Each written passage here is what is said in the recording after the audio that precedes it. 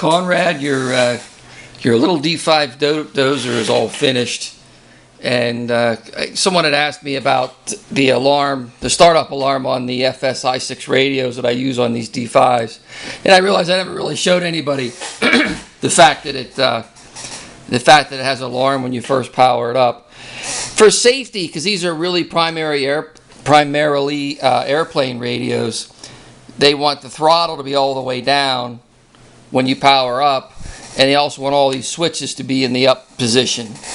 So say you just leave a switch down or leave the stick up, when you power it up, it'll alarm saying that you need to put all the switches up and put the throttle stick down. So I put the throttle stick down and put all your switches up, and the blade, the way I modify the blade arms, the blade actually goes much lower than level. So actually, if you leave the stick with the throttle all the way down, which is actually the blade all the way down, and power the machine up, it has to lift the front end of the machine a little bit every time you power it up, which won't really hurt anything, but I just always, just out of habit, I just lift the throttle a little bit to turn it on, and your on and off switch is like right to the right of where the operator's right leg would be.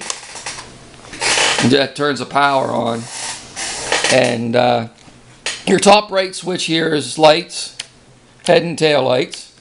And this left switch here, top left switch, that's marked high and low, that's for high and low speed. And the only reason why I set it up, the only reason why I have a high and low speed is because I just think it looks more scale, because like here's high speed.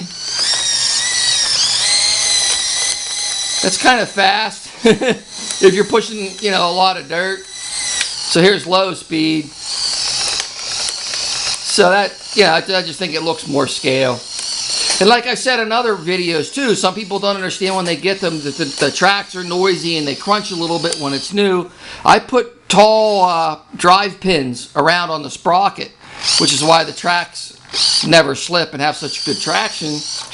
And you can run the tracks for, you know, 12, 14, 16 hours. And even when they're sloppy loose, they have to be really sloppy loose before they'll actually start to slip. And the way it works is you run the tracks until they start to slip the first time, which can be anywhere between 10 to 12 hours. And then you pull one of the links out of it. At that point, it's loose enough to pull one link out. And then you get less time the second time around. You probably only get 8 to 10 hours the second time of running around.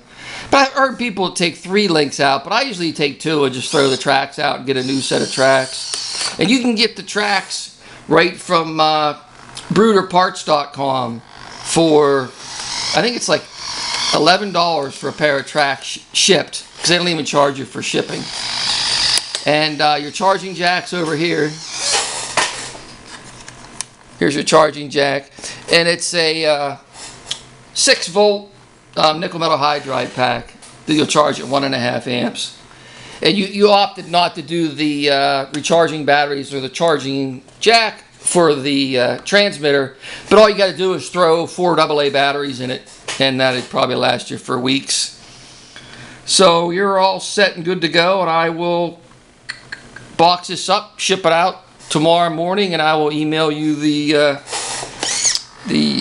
tracking information. Thanks again, Conrad.